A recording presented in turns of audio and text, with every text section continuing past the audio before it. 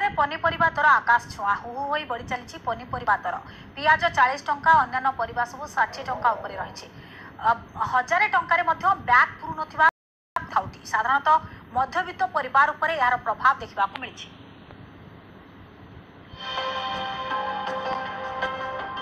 आकाश छुआ परिबा दर किणवा तो दूर कथा शुणिले भी डर लगुच। बैगण किलो 60 टंका, टमाटो किलो 70 टंका, काकड़ किलो 80 टंका, पोटल किलो 60 टंका, झुडंग 100 टंका, पियाज किलो 40 टंका और आलू किलो 30 टंका रही। जगतसिंहपुर जिला एक कृषि प्रधान जिला होइथिले मध्य एही खरा दिने पनीपरिबा अमल नाही। समस्त पनीपरिबा पई बाहर राज्य उपरे निर्भर करबाकू पड़ुछि। तेणु पनीपरिबा दर उच्चा थिबा बेले मध्यवित्त परिवार उपरे यार प्रभाव पड़ुछि बोली खाउटी माने कहिसंती।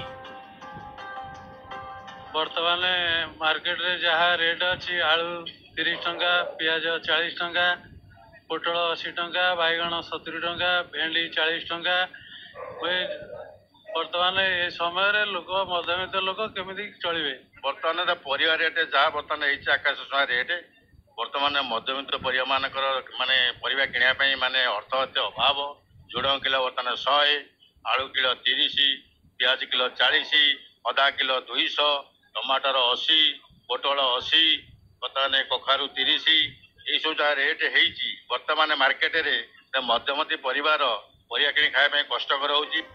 15 ରୁ 20 दिन तले पनीपरिबा जहाँ दर थिला ताहा एबे 2 गुणा वृद्धि पाइछि।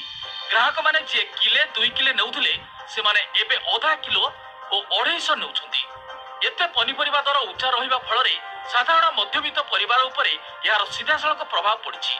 एथिप्रति सरकार दृष्टि देबाकू साधारण दाबी होइछि। अपरपक्षरे जगतसिंहपुर जिलार चाषीक पनीपरिबा अमल हेउनथिबा बेले बाहर राज्यରୁ पनीपरिबा आसुथिबारु अधिक दर रहिछि बोली व्यवसायी माने कहिसंती।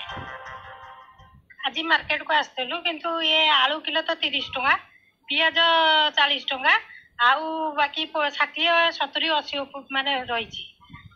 बीन्स 80, पोटल 70 60 एमती सब रोचे।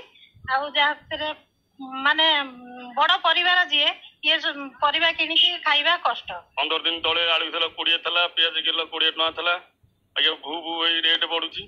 कटक मालगोद माल आनी रेट सब उड़ू। शीतल भंडार जी था एत रेट कहीं हाँ जगतसिंह मार्केट शीतल भंडार टोटाल ना। चाषी कटिले जिन सड़ी जाऊँगी तेणु मार्केट सब बाहर उपर निर्भर कर रेट उच्चा हो। निश्चित भाव में जो पनीपरिया रेट रही साधारण मध्यवित्त परिवार लोक मैंने जो मैंने अच्छा प्रभाव पड़ुछि। तेणु एथि सरकार दृष्टि देवार आवश्यकता रही। जगतसिंहपुर सरोज साहू, न्यूज 18 ओडिया।